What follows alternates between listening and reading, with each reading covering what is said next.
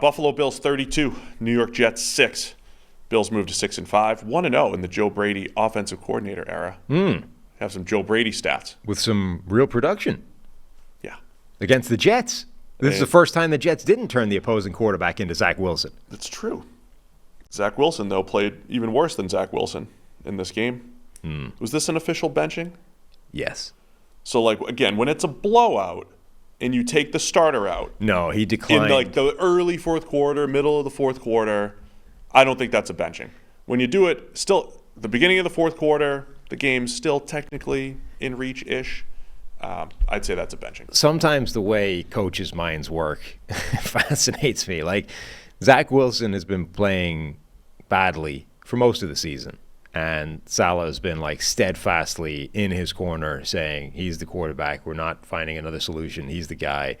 And then, ironically, okay, this was a bad Zach Wilson game. I'm not saying it wasn't, but it wasn't like an order. It was within the range of Zach Wilson outcomes this season, right?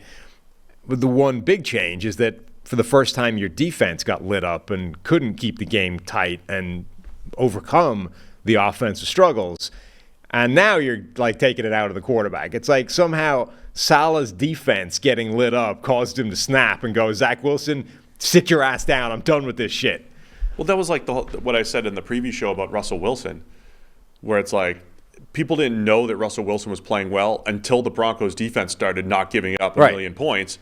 It was like, oh, Russ actually isn't all that bad. Yeah. It's like, no, he's playing the same as he was earlier in the year for the most part, but the defense is better and the games are closer. So anyway, in this one, we know new offensive coordinator. It's Joe Brady. The very first drive for the Bills show what Joe Brady's capable of. They pick up -9 yards and 3 points. Because there was a turnover on the very first kickoff. Right. So, they started that drive at the 21-yard line. The Jets' 21-yard line. Yeah. Stop it. Put points on the board. They're averaging 32 a game. Scoring drive percentage, that's right up there. 32 a game in the Joe Brady era. Mm-hmm. That's one of the best of all time. Yeah. So there we go. Okay. No, I thought Saleh even said after the game, he's been pretty blunt about stuff. He said Josh Allen didn't play as much hero ball as he usually does. He didn't throw the ball to us 4 times in this game. Right. So we had trouble stopping them. Yeah. It was a marked departure from week 1. If anybody's seen hero ball, it is Saleh and the Jets, because it's not even hero ball. It's just like I didn't see the guy in green the last couple of years, but Allen definitely played a little better through that lens. He did have a negated fumble in there. It wasn't really a great game for Allen overall. Whatever. The Jets went 41 drives before they got a touchdown. That was their final streak. The screen to Breece Hall. Yeah, 41 straight drives between touchdowns. That's not great. If you're an offensive, if you're looking for offensive production. That screen to Breece Hall, that was the exact or similar play that was the game winner last year, where Jets fans said Zach Wilson's turned a corner. Threw a game-winning screen pass to Breece Hall in the red zone. Yeah. He did not turn a corner. No, you're right, though. Wilson, or if he did, he kept turning and did a circle. Wilson had been playing better, this year versus last year, but still not enough. It's just fascinating to me, like, what makes a coach finally snap and, like, come around to the self-evident conclusion that everybody else arrived at months ago. It's like the defense not doing as well as it normally does was the thing, essentially the change for Saleh here. Is there a difference between the Panthers' offense and the Jets' offense as far as situation goes? The Jets have Garrett Wilson. That is the biggest difference. Yeah. The Panthers have Adam Thielen. They're not the same type of player. They're not the same level of player. I would take Garrett Wilson right now, obviously. But Thielen's at least a nice security blanket, third down guy, slot guy. But they have one weapon and a pass blocking unit that in PFF terms is going to drop a 30, 40, or 50 pass blocking grade every week, which basically makes most offenses unable to function. Is there a big difference between the Jets and Panthers on the offensive side of the ball? No, I mean, they're both terrible situations. Like, there's not much going for it. Like, going into the season, the whole concept of the Jets receivers was they've got this one star in Garrett Wilson, and then Rodgers can make everybody else look good.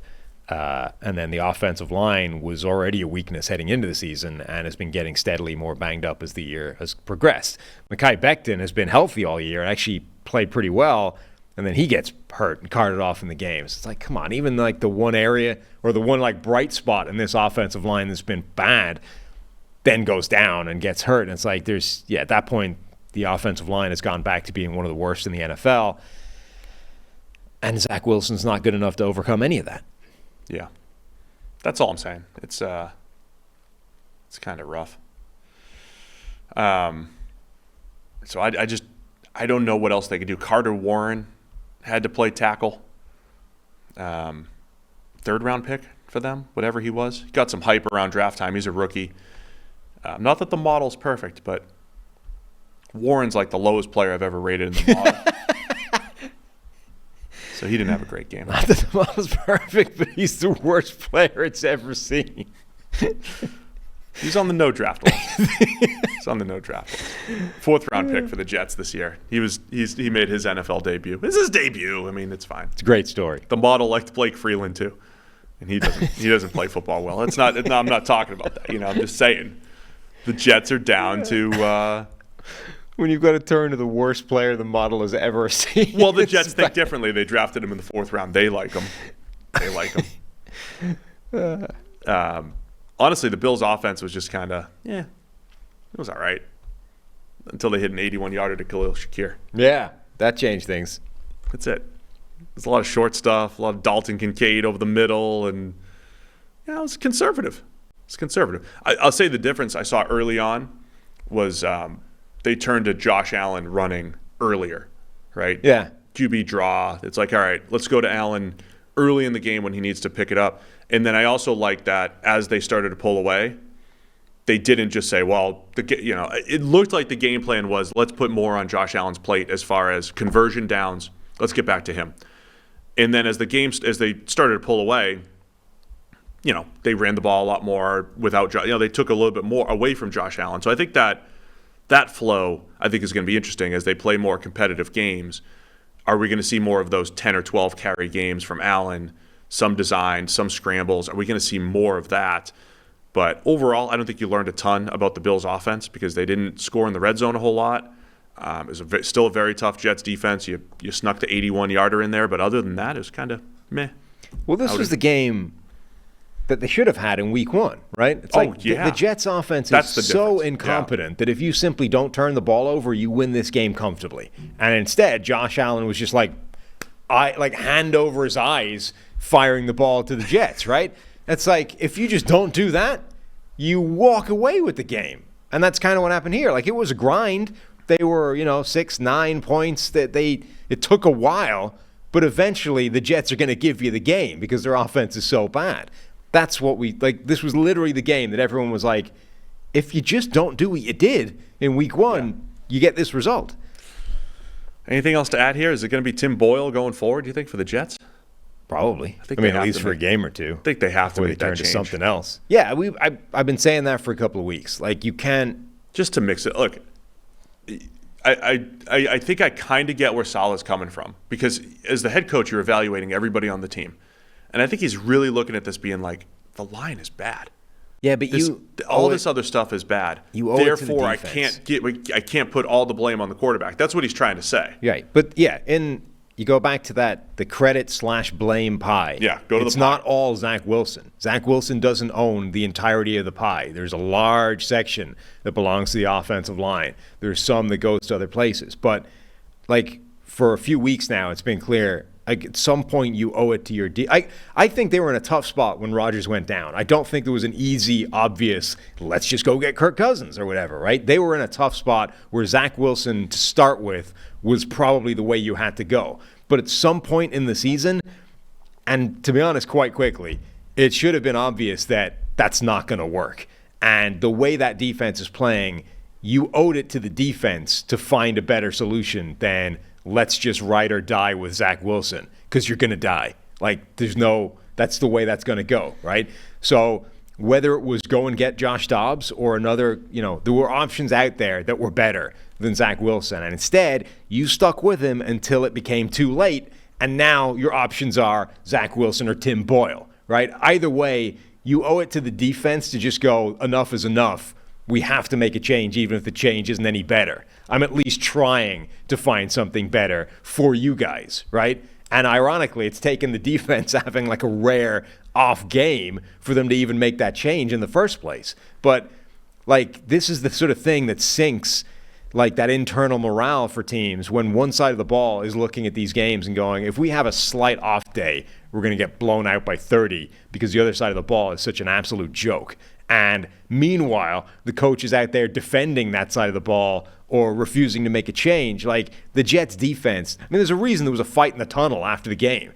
That defense is pissed off, and not just because they got lit up one time in a game. You think that's why there was a fight? Yeah, I think this is an entire season of frustrations building up for that defense where they have been carrying this thing, working miracles for half a year, and then they have one slight off night, and they get wrecked by 30. The one report that came out before the game was that the Jets were going to try to turn to their youth a little bit more. Xavier Gibson played 45 snaps, but he had been doing that the last couple weeks. Undrafted rookie receiver, but receiver Jason Brownlee made his NFL debut. Well, had his first extended offensive action, 19 snaps. Israel Abanikanda, the running back, little juice at running back, 1 carry for 11 yards, played 10 snaps. But the idea was that these guys were going to, mix it up and go a little younger, but they didn't have that many opportunities. But something to keep an eye on going forward for the Jets. Good job by the Bills, though.